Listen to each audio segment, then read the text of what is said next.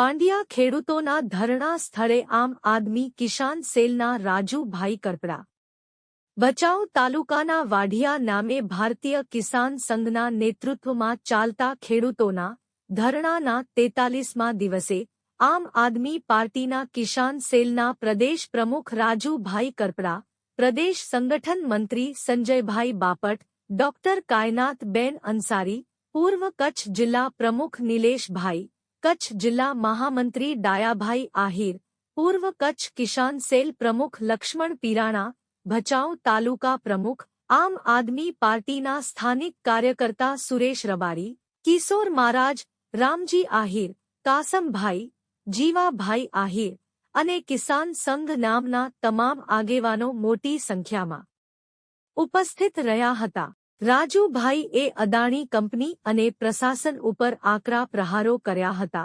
ખેડૂતોને વચન આપ્યું હતું કે જ્યાં સુધી ખેડૂતોને ન્યાય નહીં મળે ત્યાં સુધી અમે તમારી સાથે છીએ। Haji Chhatra, news 11 Gujarat, Bhachau, Kutch. High tension line નાખવાથી પૂરી વળતર ન ચૂકવવાથી ખેડૂતો ક્યાંક ને ક્યાંક પીડા ભોગવી રહ્યા છે।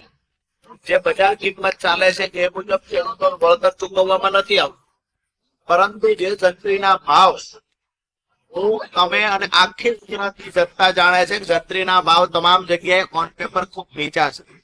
આજે જયારે ખેડૂતો વળતર ચૂકવવાની વાત આવે છે તો એ જંત્રીના ભાવ મુજબ વળતર ચૂકવવાની વાત આવે છે।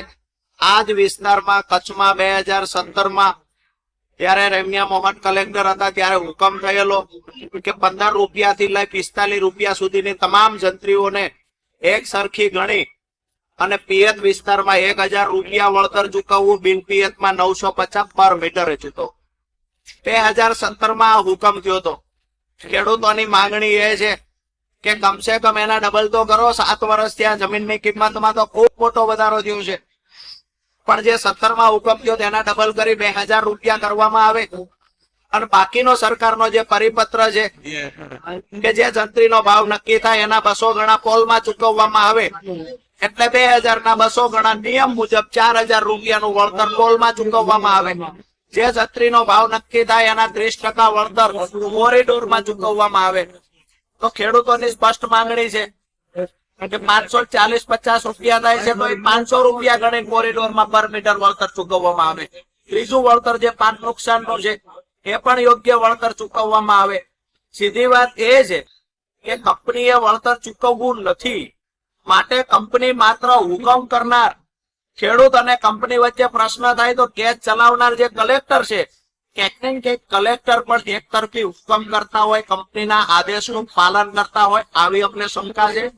ક્યાંક ને ક્યાંક ચૂંટાયેલા નેતાઓનો કોન્ટ્રાક્ટ હોય, જેના કારણે આ વિસ્તારના ખેડૂતોને હેરાન પરેશાન કરી ઉભા પાકમાં જેસીબી મશીન લોડર ચલાવી ખેડૂત માતાઓ બહેનોને ઢસડીને પોલીસ વાનમાં નાખવાનું એક કૃત્ય થઈ રહ્યું છે।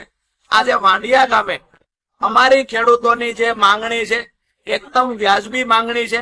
આ માંગણીઓ પૂરી નહીં થાય ત્યાં સુધી લડત લડવાની પ્રતિજ્ઞા સાથે હજારોની સંખ્યામાં વાંડિયા ગામે ખેડૂતો એકત્રિત થયા હતા। અમે પણ અમારી આમ આદમી પાર્ટીનો ખેસ સાઈડમાં મૂકી અને ખેડૂતના દીકરા તરીકે ખેડૂતની લડાઈમાં સહભાગી થવા આવ્યા છીએ।